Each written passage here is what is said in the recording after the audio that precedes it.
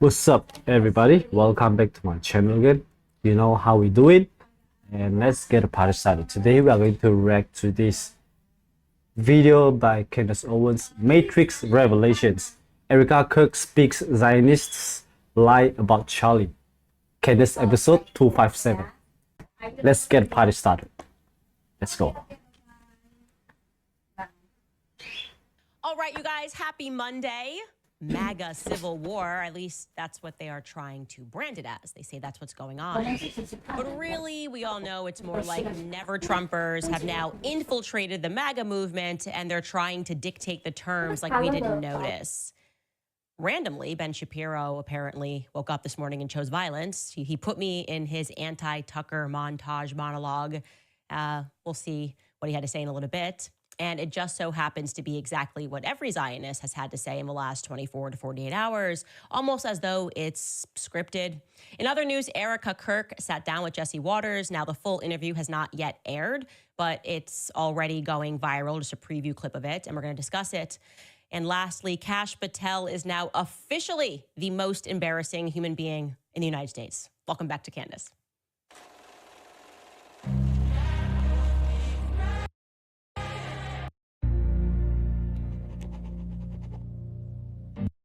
I actually have listed down because my daughter to grandma's. So obviously a major theme of this podcast is that everything truly is fake and gay, and people that listen to this podcast have already accepted that. The question really is just now, how fake are we talking? What shade of gayness are we talking? And I think we should start with the Lindsey Graham shade, which he threw at American voters. So what happened was he was on stage at the Republican Jewish Coalition. Okay, he and many others, by the way, many other treasonous congressmen basically directed their fire and their anger toward Americans, letting us know, basically, not even basically, literally telling us that if you do not support Israel, a foreign nation, then you're not even allowed to be a Republican anymore. Take a listen to Lindsey Graham in his own words. I want the world to know anti-Semitism, anti-Israel rhetoric, anti-Israel thought is not the road to being elected as a Republican. You will lose. You can't even have an anti-Israel thought. So if you're thinking like, I don't know, killing tens of thousands of children is not good, well, guess what? It ain't the road to the Republican Party. Really great messaging, Senator. And he obviously was not the only one, because we know how these things go. He was joined on stage by many others, including the very genocidal Randy Fine. Randy Fine, just to be clear, he has been so disgusting in his rhetoric towards Palestinians, saying essentially that they're just not even truly humans, that even AIPAC had to drop him. That's saying a lot. If AIPAC was like, you went a little too far for even us. Irrespective of this, Randy decided that he, I guess, is the arbiter of the new cool kids club. Like, you know, we should all want to sit with them, support Israel, or you can't sit with us. Can't sit with me, Randy Fine, and Lindsey Graham. And to show us just how hip and motivated and relevant they are, they sent some poor interns. It looks like they sent some poor interns down to FedEx or Kinko's or UPS to print out these totally organic red signs. And the signs read, I don't know how he's going to get over this. So Tucker, if you need to take a couple of days off, we get it. But the sign said, Tucker Carlson is not MAGA. There's something about it that's so dorky. Sick burn. Tucker Carlson is not MAGA. And it sounds so inauthentic that you know it didn't come from anybody that was originally MAGA. This is like when Homeboy, who was the guy at Jesse Smollett went out and he was like, they said to me, this is MAGA country.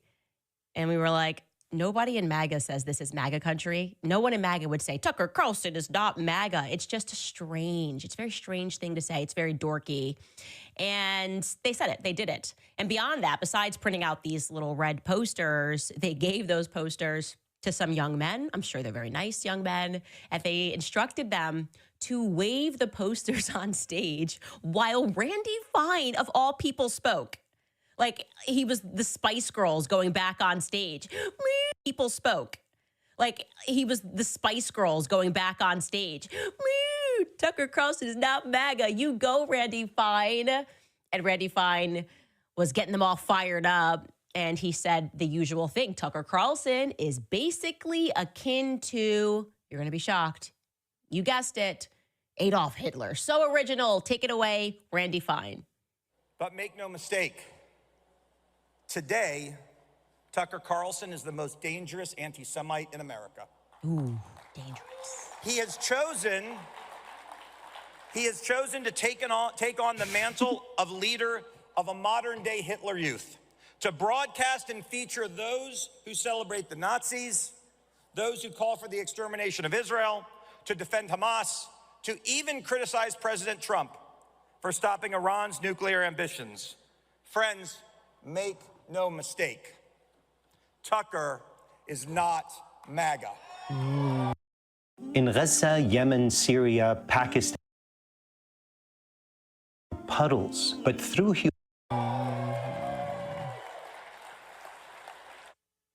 It is so over for Tucker Carlson. I mean, he must be shaking. I'm literally shaking right now. Shaking, just shaking listening to it. It's just over. They have declared war on Tucker Carlson, which they happen to do every week, obviously. And they all say the same thing, which shows how inorganic it is. It's like Operation Mocking Pastor.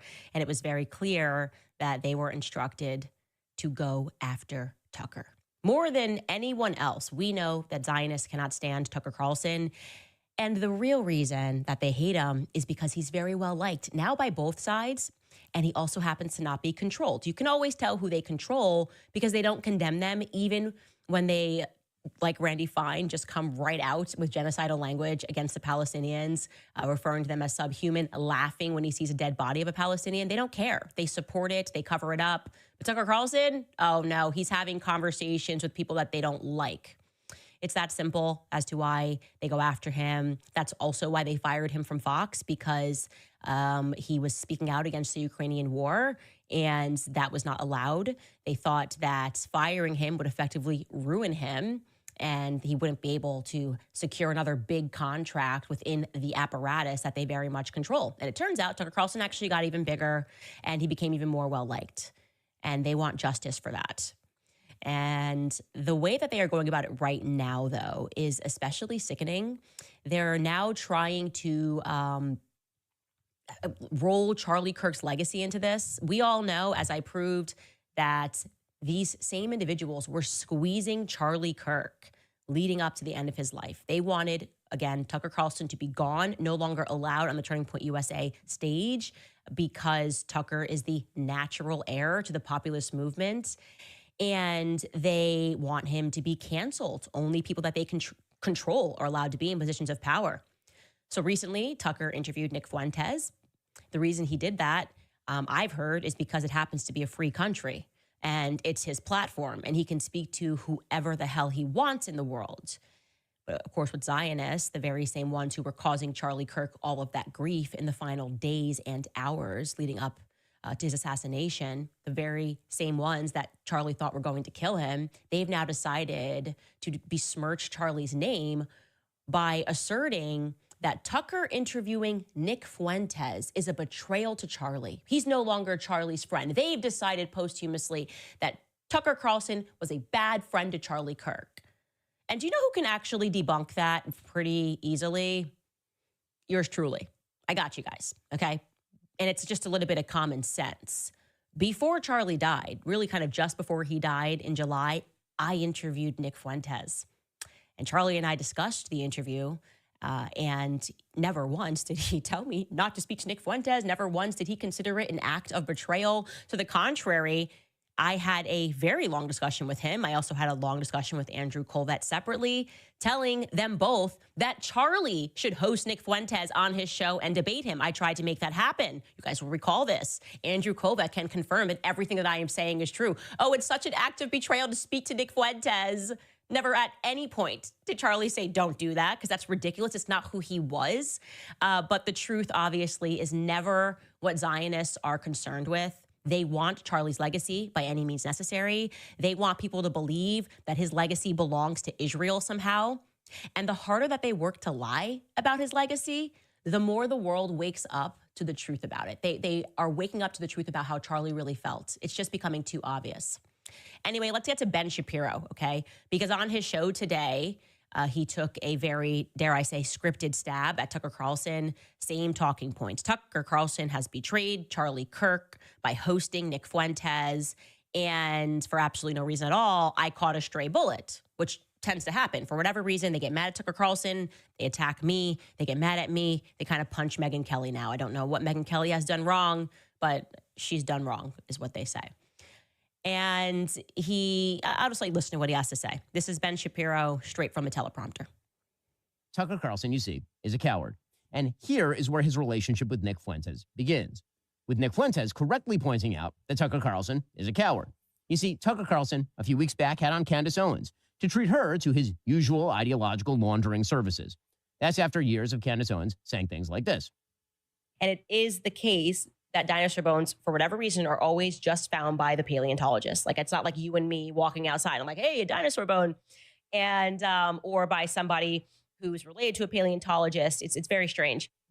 And then, but it was just convenient for Israel that JFK got shot. It was just convenient, you guys. Totally convenient. It was convenient for Israel, by the way, when the towers went down. I just want to be clear. Anything happens to me, blame the Zionists. Like 1,000% blame the Zionists. Like let that be my parting word. I'm waking people up to the fact that pedophiles are in power. Yes. They are literally in power. And that is intentional because then they can be controlled while they are in power. And they are also exhibiting signs of a psychopathology that lets them know that they will do harm to the masses and feel nothing because they were themselves, many of them, raped when they were children. Yep. It is not a coincidence that Justin Trudeau is gay. Obama, gay. Zelensky, gay. Emmanuel Macron, gay.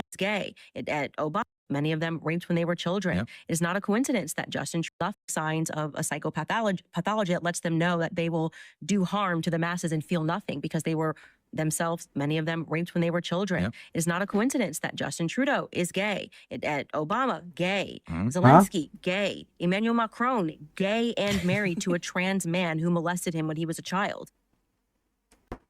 I mean, fact check, all true. I got to watch that girl's show. Lovely. It sounds amazing. I take nothing back. But you catch the vibe here. The vibe here is that Tucker Carlson is criminally laundering ideas through his Beyond the Pale guests. And Ben is using the preferred strategy of out-of-context clips to paint a picture of my perspectives, which I stand by. Yeah, dinosaur bones are by and large always found by the experts. You can look it up yourself.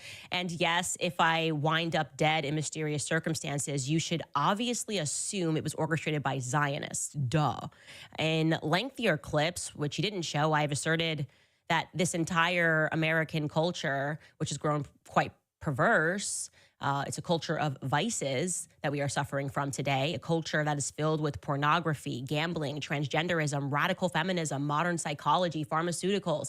If you research these topics historically, you will recognize that they were brought to and fought for on our shores by people like Emma Goldman on feminism, Sigmund Freud, the father of modern psychology. The gambling empire is where the Adelson empire wealth comes from, as are many pharmaceuticals, like the Sackler family. These people had their names on buildings in Tel Aviv. The owners of Purdue Pharma, the architects of the opioid epidemic. Pornography. Our boy Al Goldstein took happy credit for that, right? He's the one who notoriously said the only reason that Jews are in pornography is that we think Christ sucks. Catholicism sucks. We don't believe in authoritarianism. Pornography becomes a way of defiling Christian culture as it penetrates to the very heart of the American mainstream. By the way, Al Goldstein was right. That actually has happened. And pornography, if you're wondering, is somehow considered how it became somehow considered free speech. That's because Jewish individuals in America fought for that. Samuel Roth, actually, that's his name, fought for that decision in court. Transgenderism, go back and try to figure out where that came from. Magnus Hirschfeld was the doctor and the sexologist. So these are the facts, and the facts don't really care about your feelings. So please keep me in context. There's a lot people can learn from me. All of that aside, I have to say that I was quite stunned that he found within himself, Ben, the audacity to present this attack on Tucker as a noble defense of Charlie. Here's what Ben said in his own words. There's no question that Tucker has become the most virulent super spreader of vile ideas in America. And the rest of us who oppose those vile ideas have every right to call him that. There's one other element here that's even darker, if possible. Tucker Carlson preys on the friendship he proclaims with others, and then he knifes them directly between the shoulder blades when convenient for him. Tucker Carlson is, in short, a terrible friend. Tucker Carlson was supposedly Charlie Kirk's friend. Charlie believed that Nick Fuentes was vermin. That's a direct quote. He believed that because Nick Fuentes dedicated his life to destroying Charlie Kirk and TPUSA from the inside. Кому нужен робот-ассистент? Не только космическим. В любом офисе, спортзале. So first and foremost, the idea that in order for you to show that you're a good friend of somebody, you have to agree not to host people on your platform from conversations is just so anti-Charlie. It's unbelievable. It is disrespectful, really, to his legacy. And it is simply a fact, which I feel comfortable sharing now, that Charlie and Ben Shapiro did not get along. Because Charlie found out that Ben was operating behind the scenes to stop him and sort of hinder the growth of Turning Point USA in our early days, right? When we were kind of coming up together, me and Charlie as partners getting out there. And I have only about 80 to 150 text messages from Charlie to that effect. This is not a debate, by the way. This is a fact. So challenge me to share the messages. I will gladly. Now, when Charlie tried to figure out where the sudden hostility was coming from, because he at first admired Ben, like I admired Ben. Actually, Charlie was the one that told me you should watch Ben debate videos so you can strengthen your debate skills. The next thing we knew, we were hearing that he was trying to block us. And they had a conversation. And Ben told Charlie, again, this is according to my messages with Charlie, that Ben was in part upset because I made a joke about him, a literal lighthearted joke, when I appeared on Joe Rogan back in 2018. Do we have that clip, Skylar? We can roll that. Like, I can't take anything seriously anymore. So, well, there's things to be taken seriously, but celebrities probably aren't on that list. Yeah, it's so hard. Ben Shapiro's right. Yeah, no, well, he's right about this. Yeah. But he was like trying to correlate like what Kim did, like with Alice Marie Johnson, with like that, and I'm like, come on, man, that's like totally different. And just in general, like sometimes he just gets a little like hall monitor for me, like like it's just like well, he can't help himself. I know he's a funny guy. He's very snarky. I like him a lot. I like him too. That's the thing. It's like we actually really get along, but like the hall monitor, like. I know these types in school. Like I was in their classes, like they're just like, you're like late to school. Or, like the last person you want to see is like the hall monitor. Like, like the idea like, that you would be late, right? Yeah. Like you're just writing you a pink slip. It's like, Ben, just give me the pink slip, dude. Like, like that just give it to me, Ben. All right. Like, right. Like, this is a gateway to Saturday school. Like, it's just like. That's a good impression of him. Lighthearted joke, but specifically Ben said to Charlie that he was upset about that and that Candace, was going to Milo my career if Charlie didn't get away from me. Now, obviously, the story was going to Milo my career if Charlie didn't get away from me. Now, obviously, the story goes Charlie stuck with me despite Ben's urging. We kept climbing. We reached a point where as a team, Charlie and I were suddenly undeniable. Some producer in June of 2018 then reached out to us to book us on Ben's show. And honestly, I'm so glad they did this because in retrospect, it's actually one of my favorite Charlie memories because it just makes me smile to reflect on because Charlie, he was never mean-spirited. He always was just funny. He always chose humor, lighthearted humor to get over any situation. He was never a person that wheeled and dealed behind the scenes to prevent other people from becoming successful. It just wasn't in him, right? He wasn't vengeful. Vengeance is actually kind of the vice that I have had to work on a lot, but Charlie's perspective was just laugh and move on. Anyway, the story goes, we get the invite to be on Ben Shapiro's show, and I'm like, no, F that. He was so awful to us. He said this about me miloing my laugh and move on. Anyway, the story goes, we get the invite to be on Ben Shapiro's show. And I'm like, no, F that. He was so awful to us. He said this about me miloing my career. We should not do his show. Well, why would we do his show? And Charlie's like, me miloing my career. We should not do his show. Well, why would we do his show? And Charlie's like, no, it's great. Let's do it because we won. Okay, we won, Candace. And I'm like, okay, fine. We get to the location, I think it was in Sherman Oaks, California at that time. And Charlie says to me, we're in the green room, hey, will we take a photo with him? I'm going to puff my chest out and stand extra tall so we never forget this moment of us having triumphed over Ben Shapiro. And he actually does it. And it was complete. I'm going to puff my chest out and stand extra tall. So hey, will we take a photo with him? I'm going to puff my chest out. We're in the green room. Hey, will we take a photo with him? I'm going to puff my chest out and stand extra tall so we never forget this moment of us having triumphed over Ben Shapiro. And he actually does it, and it was completely hilarious. And this is actually the photo from that. Charlie did that totally on purpose. It was such a Charlie Kirk thing to do, and it became like our perfect inside joke every time we felt like he was kind of saying little things about us. And that was Charlie. That was just the spirit of Charlie. And he moved on from it. He was always cordial beyond that. He never felt any nastiness. The point of me sharing this, though, is to make it very clear that Charlie loved Tucker. I can go through all my messages with Charlie, and he loved Tucker. Not for a single second did he not admire and respect and greatly appreciate Tucker. And he fought for Tucker to be on the Turning Point stage until his dying day, literally. Charlie was not in love with Ben Shapiro. He didn't hate Ben Shapiro. He just, I would say, experienced Ben Shapiro.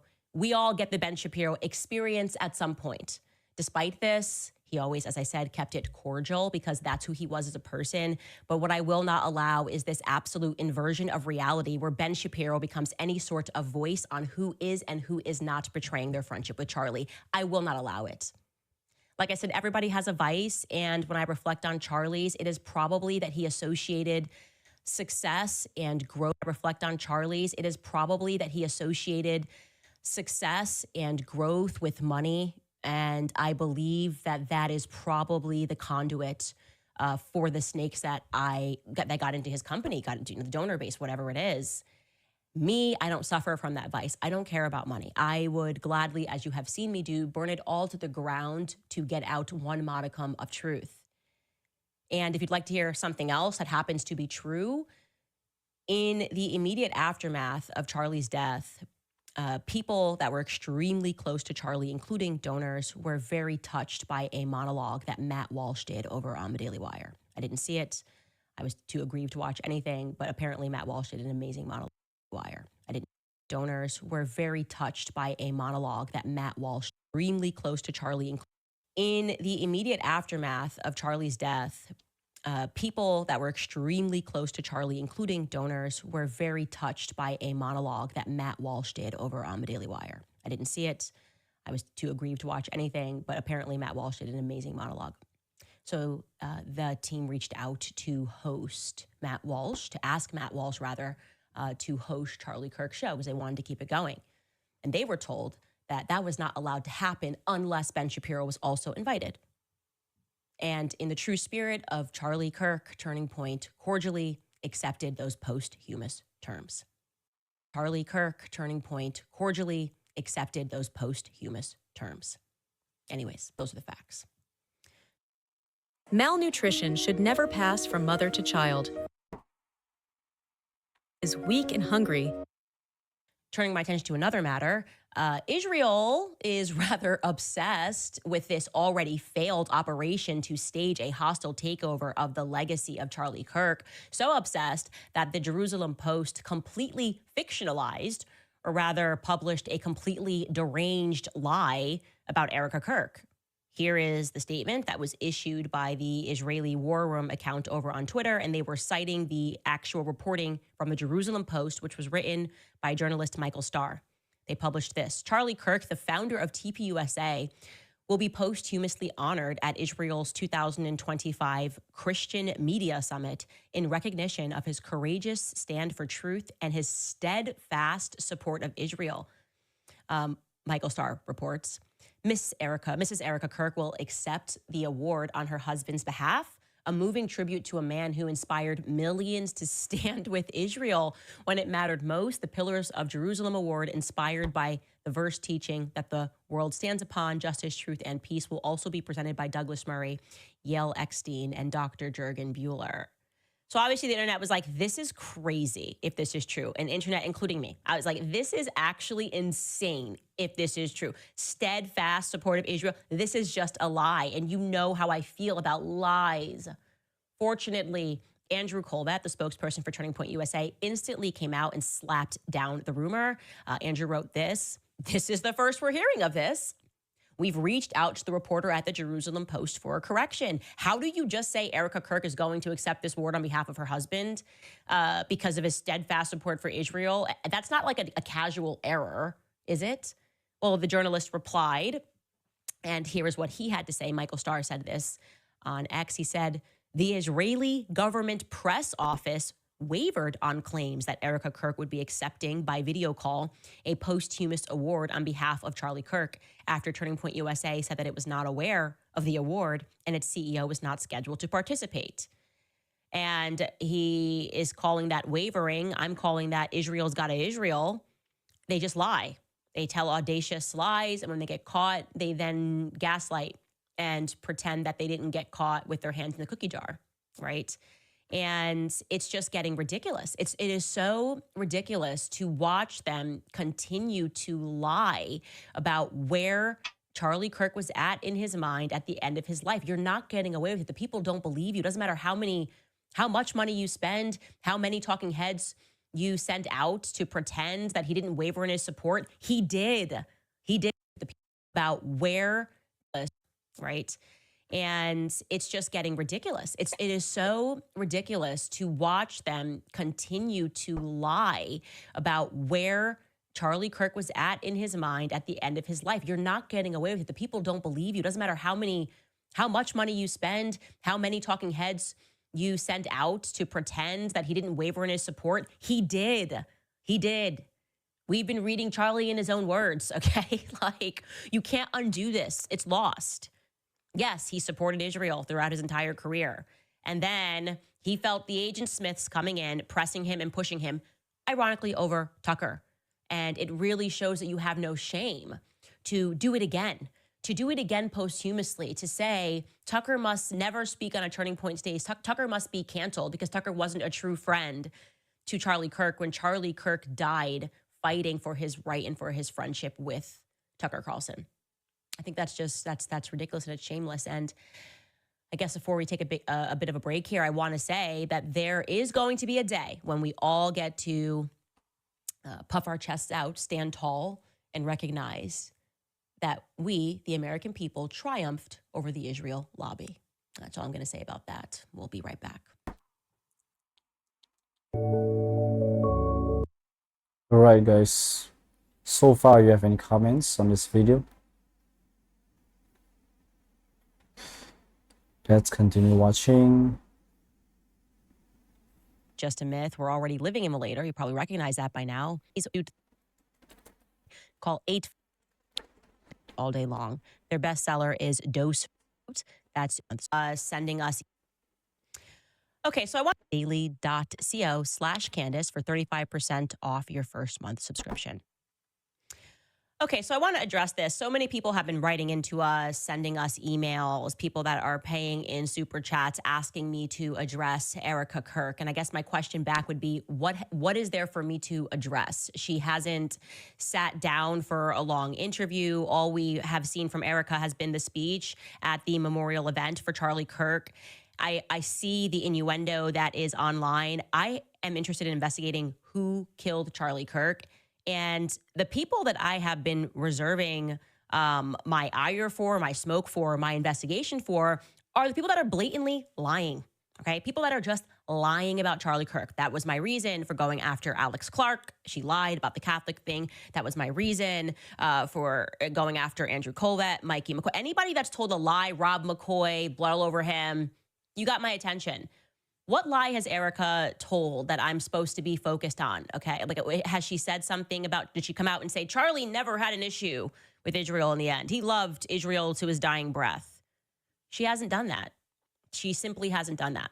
What we have around the corner is a big interview that's going to be dropping this week. Erika Kirk sat down with Jesse Waters, and I can tell you, Charlie loved Jesse Waters. Jesse Waters gave us the most playtime on Fox News back in the beginning. That was the big show that we got to book. And so it's a good fit. It's a fitting program for her to go on to. If she was sitting down with like Bibi Netanyahu's entourage, I might have something to say. But everything that she has done she's been having conversations with, might have something to say. But with like Bibi Netanyahu's entourage, I might have something to say. But everything that she has done she's been having conversations with people who were actually friends with Charlie. Erika is also, I think, slated to join. Might have something to say, but everything that she has done she's been having conversations with people who were actually friends with Charlie. Erika is also, I think, slated to join Megyn Kelly on tour. Don't quote me, but I'm pretty sure I saw that being teased. Charlie opened up to Megyn in the end. Megyn stood 10 toes down on telling the truth, which is why I deeply respected her for doing this, about the pressure that Charlie was under. And it was not easy for Megyn to do that, okay? She is still catching heat for the fact that she did that. So I feel like Erika is kind of sending a message here that she's not standing against the people that are telling the truth. I said early on, if Erika Kirk asks me to be quiet, I will be quiet. She didn't ask me to be quiet. So I don't know what I'm supposed to do. A show on whether I like her hair, her outfits, that doesn't feel right. And also keep in mind, that is the mother of Charlie Kirk's children. I had a real relationship with Charlie Kirk, a real friendship with Charlie Kirk. And what is left of him in this world are his two small children. So to just take a baseless attack, if I catch her in a lie, it's a little different, but to just take an attack on her does not feel appropriate to me. I haven't seen any reason to do that. So I'm looking forward to the sit down with Jesse Waters. I think we're going to get a lot more from Erika, and we're going to see where her mindset is. Currently, there is one clip that is going around, and I have some unsolicited advice for Erika, and I appreciate the sentiment of what she's saying here. Let's take a listen. The defense wants to ban cameras in the courtroom. How do you feel about that? There were cameras all over my husband when he was murdered. There have been cameras all over my friends and family mourning. There have been cameras all over me, analyzing my every move, analyzing my every smile, my every tear. We deserve to have cameras in there. Why not be transparent? There's nothing to hide. I know there's not, because I've seen what the case is built on. Let everyone see what true evil is. This is something that could impact a generation and generations to come. So I agree with his sentiment, and I'm glad that she has pointed out how ridiculous it is to not want cameras into the quiet. Why not be transparent? Analyzing my every smile. Of what Para evitar la VPN. Mejora tu protección con what she's saying here. Let's take a listen. The defense wants to ban cameras in the courtroom. How do you feel about that? There were cameras all over my husband when he was murdered. There have been cameras all over my friends and family mourning. There have been cameras all over me, analyzing my every move, analyzing my every smile, my every tear. We deserve to have cameras in there. Analyzing my every move, analyzing my every smile, my every tear. We deserve to have cameras in there. Why not be transparent? There's nothing to hide. I know there's not, because I've seen what the case is built on. Let everyone see what true evil is. This is something that could impact a generation and generations to come. So I agree with his sentiment, and I'm glad that she has pointed out how ridiculous it is to not want cameras into the courtroom, how ridiculous it is to allow him to appear virtually, not even on camera, for some pre-hearing matters. None of this makes any sense to the public. And what I did say early on, I don't remember which episode it was I would not have wanted Erika to, it would not have been my advice for Erika in a stage of grieving to go from being the widow to being the CEO and the chairman of the company. If I was running the company, I would have said, let's put in place an interim CEO, right? Someone below Justin Strife, I think, was the COO. I would have put in an interim CEO and allowed people to figure things out. because it is a true statement that there's two things happening here. There's a widow, and then there is the chairman and the CEO. And that person, no matter what, is going to have to catch heat for any decisions the business is making. That's just the reality of the way the world works. When you're a CEO and you're a boss, if a mistake is made, doesn't matter whether you did it, whether you said it, whether you tweeted it, it's going to come down on you. And she has assumed that role, okay? So criticisms pertaining to anything at Turning Point USA that are being directed at Erika are fair. Obviously, they are fair if they are directed about Turning Point USA and their actions. The second thing that I would say, and again, this is as unsolicited advice, so she's free to throw it out, but in the entire issue and the energy right now is that people, irrespective of what's happening on paper, don't believe the story. They don't believe the story. And you are, and of course, this is only a snippet of the interview, so I'm sure more will be said here, but I'm getting that you have seen the case. You think it's a solid case. She thinks it's a solid case at least, and is saying, show everybody what you have so they can see true evil. Within her capacity of chairman and CEO of Turning Point USA, they could be more transparent about what happened that day. People don't like the stuff that they've seen about Mikey McCoy. They don't like what they've seen about Rob McCoy. They don't like the history of Rob and Mikey McCoy and their involvement here. They don't like the video of Terrell. They don't believe what time text messages were sent or when the phone calls took place. You know, Rob McCoy is lying. In the areas that you can control the transparency, I think doing that would be beneficial to Turning Point USA, because I don't think Turning Point USA is going to survive if they continue down this path of, you know, Tyler Boyer late night tweeting at donors as he did over the weekend. I think he directed his fire at like John Mappin and Arena Mappin, called John Mappin a loser. I don't think that that's the correct messaging to come out of Turning Point USA.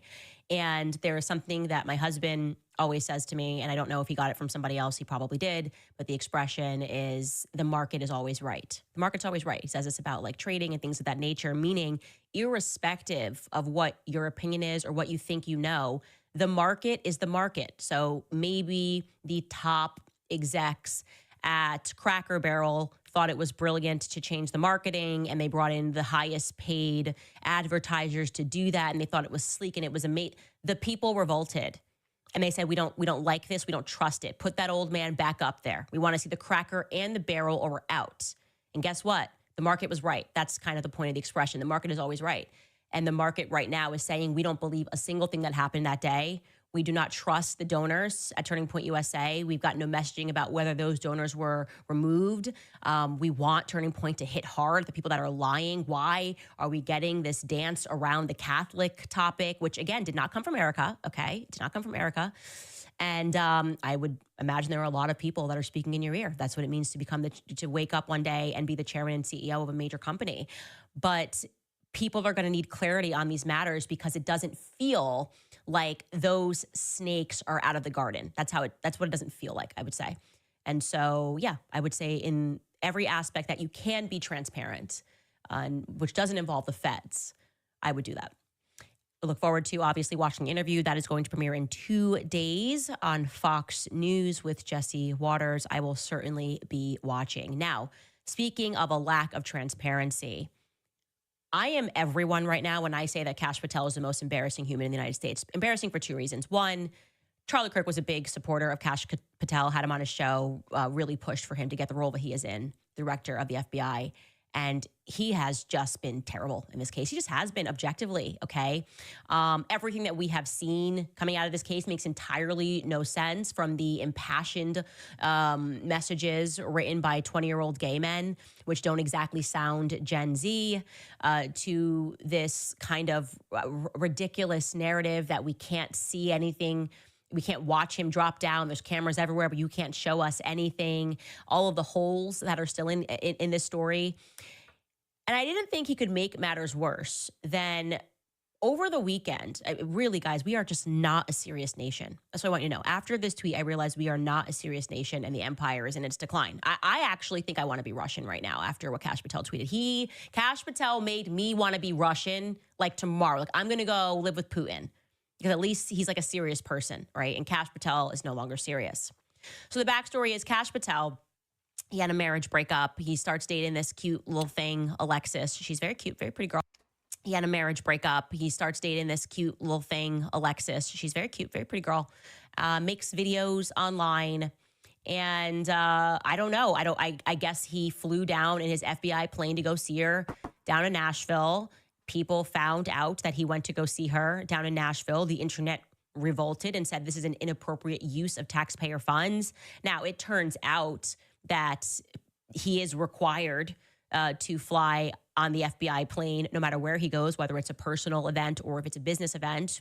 But he is a hypocrite because there are clips of Kash Patel calling the FBI corrupt before he was in the FBI and saying that taxpayers shouldn't have to fund their personal trips. And now he's funding his personal trip to go see his girlfriend, Alexis.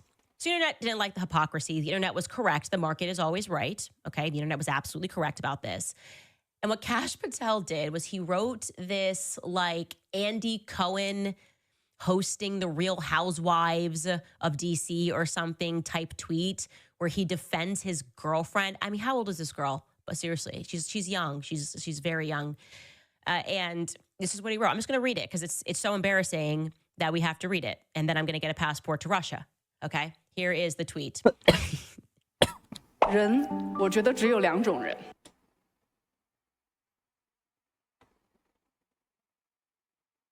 用的都是他。 This is from the director of the FBI, people. Buckle up. America's so serious. We're big and we're bad. Ready? I am proud of the work of this FBI. We're taking violent criminals off the streets in record numbers, crushing the fentanyl crisis, dismantling cartels, saving children, hunting down terrorists, and so much more. Let me be clear, we will not be distracted by baseless rumors or the noise from uninformed internet anarchists and the fake news. I've always said, criticize me all you want, but going after the people doing great work, my personal life or those around me is a total disgrace. The disgustingly baseless attacks against Alexis, a true patriot, and the woman I'm proud to call my partner in life are beyond pathetic. She is a rock-solid conservative and a country music sensation who has done more for this nation than most will in 10 lifetimes. I'm so blessed. Sorry, pull that back up. I gotta finish. I'm so blessed that she's in my life.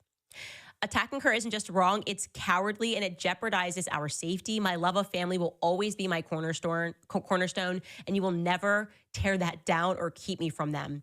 I and this FBI will stay laser focused on our mission and continue the reform that we promised, rebuilding this borough from the ground up. Okay, it's like a lot, and I love that Twitter hit them immediately. They hit him with a little fact check. People are not attacking Kash Patel's significant other, but rather reacting to his firing of people who point out his usage of government funds to travel to her shows. Now, objectively, point out his usage of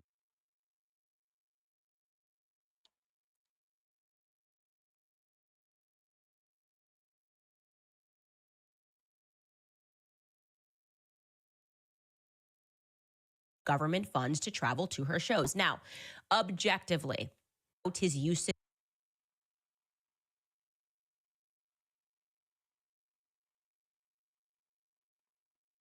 of government funds to travel to her shows. Now, objectively, this is embarrassing. Objectively, Alexis, she seems like she's a really sweet girl. She is not a country music sensation. It's sweet that you call your girlfriend that, okay? She's just not a country music sensation. It's ridiculous. It's like me talking to my daughter. Like, I do tell her she's a sensation. She's everything she does is sensational. It's so unbelievably petty. It's ridiculous. It's this entire tweet. I just went, not every thought you have in your head needs to be sent. This does not make you look masculine. It does not make you look like somebody who should be taken seriously. There is no question that Vladimir Putin and the homies laughed. They did. Without question. That Vladimir Putin and the homies laughed. They did. Without question. They're on a group chat right now. Ha, ha, ha. Oh my, it's a country music sensation. His girlfriend. She's upset. She makes commentary on the internet. Okay. Fair game. If you're going to wade into politics, then you have to be able to deal with some pushback. Whatever they were saying about her Kash. Okay. He's only been dating her, by the way, for like a year and a half. Okay. Like, this is like, okay. He's only been dating her, by the way, for like a year and a half. Okay, like this is like, it's like a new, he's only been dating her, by the way, for like a year and a half. They were saying about her cash, okay? He's only been dating her, by the way, for like a year and a half. Okay, like this is like, it's like a new girl that he's dating. And we're talking about, just to remind you, in case you're just tuning in, we are talking about the director of the FBI, and we are supposed to take away from this that we should have faith that he is emotionally stable enough, that he has steeled himself for this investigation into Charlie Kirk's murder. Like, we are supposed to believe this is not a crash out. Man, I wish she had said to you, don't send that, honey. Honey, baby. Don't send that, honey. She had said to you, don't send that. This is not a crash out. Man, I wish she had said to you, don't send that, honey. Honey, baby. Don't send that, honey. I wouldn't send that, honey, baby. That does not, it maybe you feel masculine doing it, but when you send it, it lets people know that America is weak. Like, you need to be very reprimanded for this tweet. Could you imagine Vladimir Putin sending this tweet? Could you imagine any of his henchmen? Immediately, they would be fired. And that's why I would like to, again, plead with you guys to consider, when I run in the future for dictator of the United States, to consider how I will deal with this immediately. I will sentence him to a month of hard labor. Obviously, that's the only correct response to Kash Patel writing this, like, I don't like these mean girls tweet. It's ridiculous. We are not serious people. The empire is in decline. So figure out where you're going to live, because I'm between Namibia and Russia. So figure out where you're going to live, because I'm between Namibia and Russia. That's it. We'll be right back and answer some of your questions. All right, you guys, want to remind you about American finance for something that would defy all the boxes things on your first. Jatuh terhenti secara tiba-tiba ketika bersukan.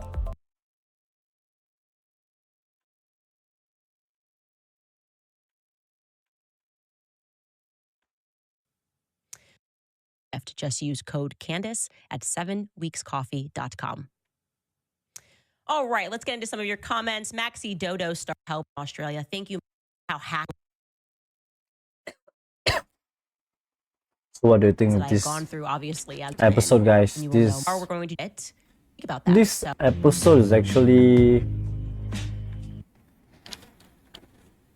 quite laid back for me, but also I can't wait to see the full interview between Jesse and Erika Kirk. We have to watch, okay? Honestly, what I'm thinking is like losing a husband and having 2 children, 1-year-old and 3-year-old. It's crazy, man. Like, you are the housewife, you are the woman. It's very, very hard, guys. Anyway, let me know down in the comment section what should I react to next. If you have any opinion regarding this video, make sure to comment down below and I'll be covering them all up. By the way, I've just actually released some new song and we're gonna play right here. I'm preparing my album. I'm a dubstep, so let me give you a snippet out of it. Quick producer first.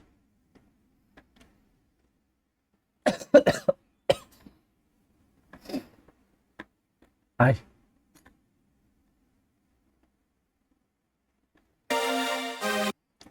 We start from the middle.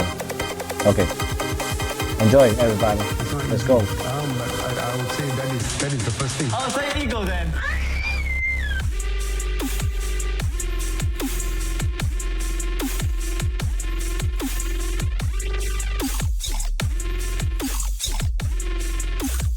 Itu bukan ngomong, itu teriak.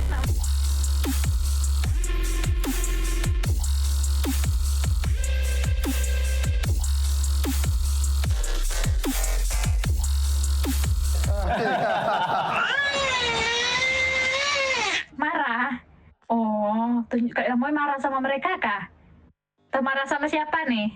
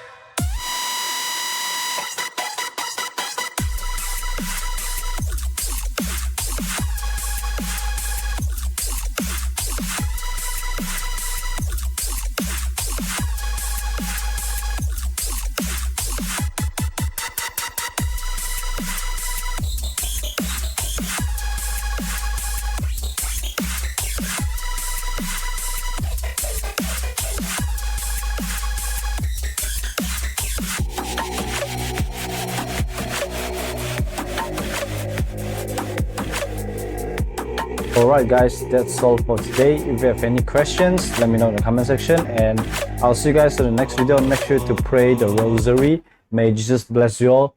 Christ is the King. Christ is King of Kings. Christ is Lord of Lords. Amen. May God bless you all. Love you all.